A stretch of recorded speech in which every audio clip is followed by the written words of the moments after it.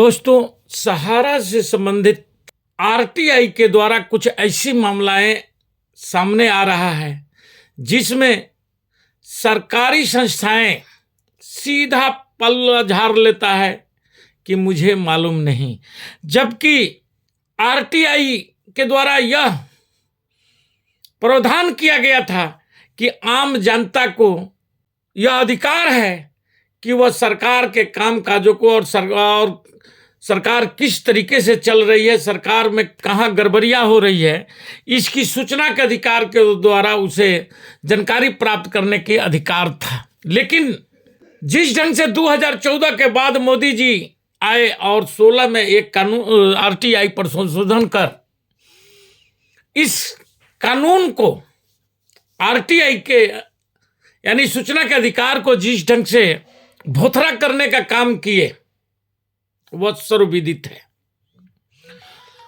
उसमें एक पॉइंट का सिर्फ संशोधन किया गया था कि अधिकारी चाहेंगे तो कोई चीज का जवाब देंगे और यदि नहीं चाहेंगे तो वह नहीं दे सकते हैं, वह राष्ट्रीय हित में देखते हुए नहीं भी दे सकते हैं।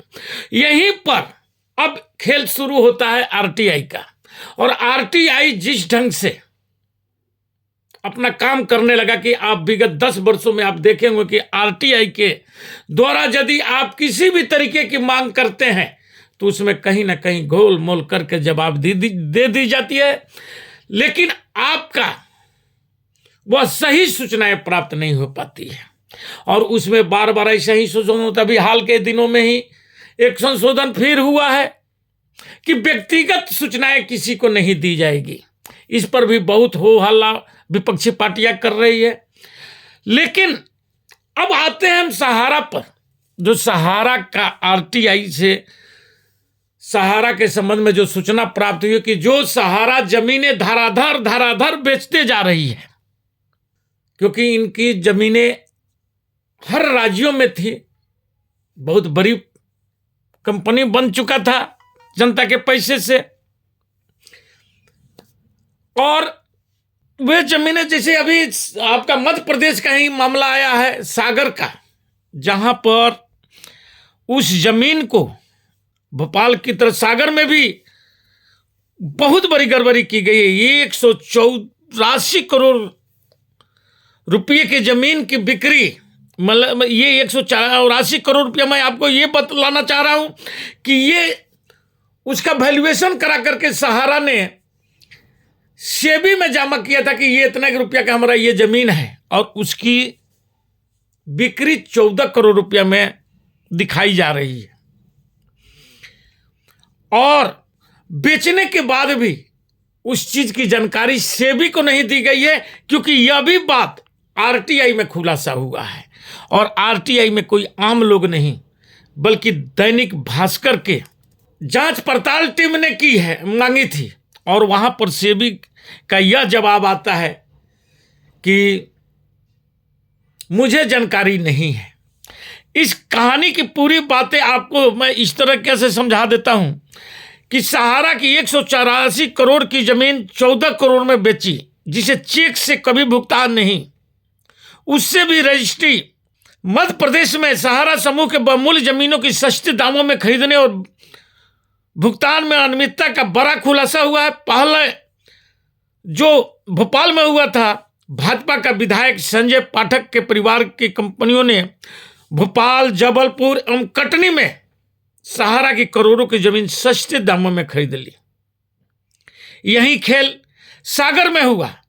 यहां नेशनल हाईवे पर यह जमीन 146 नेशनल हाईवे 146 के किनारे 97 एकड़ जमीन सिर्फ 14 करोड़ 18 लाख रुपया में शिवांश डेवलपर के मालिक राजनेता एवं शराब कारोबारी कमलेश बघेल और उनकी पत्नी प्रतिभा सिंह बघेल को बेच दी गई। यह जमीन सागर से 8 किलोमीटर दूर ग्राम लहद्रा में स्थित है। इस जमीन की अनुमानित कीमत 184 करोड़ रुपया। इस सौदे के भुगतान में भी अनियमितताएं हुई है। भास्कर ने आगे भी पड़ताल में बतला रहा है कि 97 एकड़ जमीन को जो 9 हिस्सों में बेचा गया है,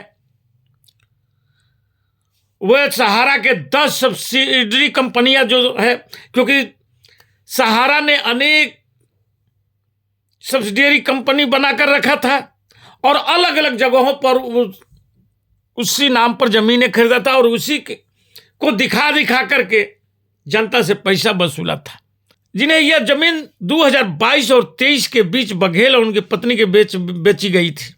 इनमें से एक सौदा 12 एकड़ 41 डिसमिल जमीन का हुआ। इसके बदले में 1,61,00,000 रुपये का चेक जारी हुआ था, पर वह बाउंस हो गया।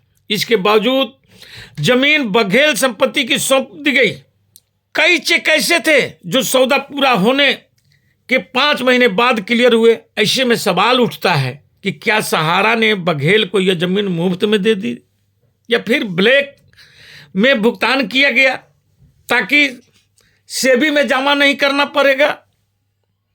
और ऐसा बतलाया भी जा रहा है कि सहारा समूह अब, क्योंकि सारे उनके कामकाजों पर जो सुप्रीम कोर्ट की हथौड़ा चला है तो रोक लगी है, तो वे अब जमीनें बेच बेच करके खा रहे हैं।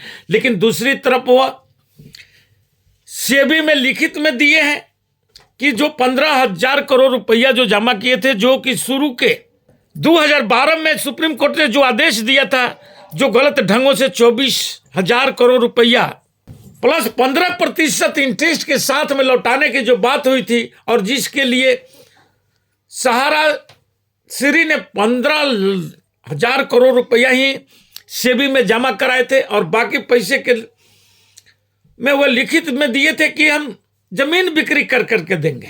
वो भी बाद में आया था, उसके पहले तो वह देने के भी नाम नहीं ले रहे थे, क्योंकि उनको वकीलों ने बहुत समझा दिया होगा कि भैया तुमको हम कोर्ट से राहत दिला देंगे, तुम्हें देने की जरूरत नहीं है। जिसके लिए उन्हें जेल में भी कांग्रेस की सरकार ने जेल में भी डाल दी थी, जो कि बाद में मोदी जी उन्हें पैरोल पर आजीवन, यानी जब तक जिंदा रहे वो पैरोल पर बाहर रहे थे और पैरोल पर ही उनकी मृत्यु भी हुई। खैर वे बातें बहुत पहले भी मैं इस वीडियो में बतला चुका हूं। लेकिन सबसे बड़ी बात यह है कि जो सहारा समूह जमीनों को धड़ाधड़ बेचते जा रहा है और उसका भी जानकारी सेबी को नहीं दी जा रही है, तो सेबी आखिर क्यों चुप है? सहारा सेबी का केस भी चल रहा है, यह भी अब 2 अप्रैल को डेट पड़ा हुआ है और उसकी भी सुनवाई टलते जा रही है। और वहां पर सेबी में जो पैसा है उसमें से 5 करोड़ रुपया जो अमित शाह जी उठा करके लाए हैं उसको भी अभी तक नहीं जनता के बीच में बांटी जा रही है, या और भी जो पैसा सेबी के पास है उससे भी, उस पर भी कोई निर्णय नहीं आ रहा है, उस पर भी कोई कोर्ट का फैसला नहीं हो रहा है कि वे पैसा को तो कम से कम उस जनता के बीच में लौटा दी जाए। अपनी चुनावी फायदा के लिए अमित शाह जी जाकर 5 करोड़ रुपया तो सुप्रीम कोर्ट से उठा करके लाते हैं, जो सेबी इनके खाता में सीआरसी फंड में जमा भी किया है। और जब इस पर जानकारियां मांगी जाती है या सदन में सवालें पूछी जाती है तो उलट जुलट जवाबें इनके मंत्री दे देते हैं, कभी गृह मंत्री जी तो कभी हमारे वित्त मंत्री जी सीतारमन जी यहां तक बोल देती हैं कि कागज दो पैसा लो। तो आज के दिन में तमाम निवेशकों का कागज, अनुमान तो 80% लोगों का कागज सीआरसी पोर्टल पर जमा हो चुका है, वह उसकी जांच भी हो रही है। तो फिर उसे देख करके इन तमाम लोगों की पैसे को क्यों नहीं वापस की जा रही है? कहां पर गड़बड़ियां हो रही है? इसी के साथ मैं अपना वक्तव्य समाप्त करता हूं। जय हिंद, जय भारत।